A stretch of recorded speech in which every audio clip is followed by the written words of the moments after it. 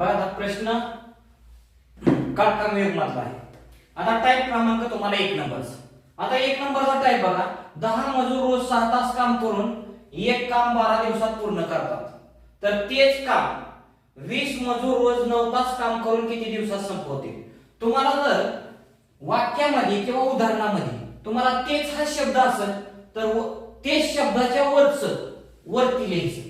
म्हणजे 10 गुणिले 6 गुणिले तुम्हाला 12 छेद तेच शब्दाच्या तुम्हाला पुढचं तुम्हाला छेदस्थानी लिहायचं. म्हणजे 20 गुणिले तुम्हाला किती 9 अशा स्वरूपात. म्हणजे 10 एके 10, 10 दोन्ही किती 20. या ठिकाणी भाग बसला 3चा. ह्या 3 ने तुम्हाला इथे 9 ला बसला. 3 त्रिक किती 9 आणि 3 ने तुम्हाला 12 ला बसला. कितीचा 4चा.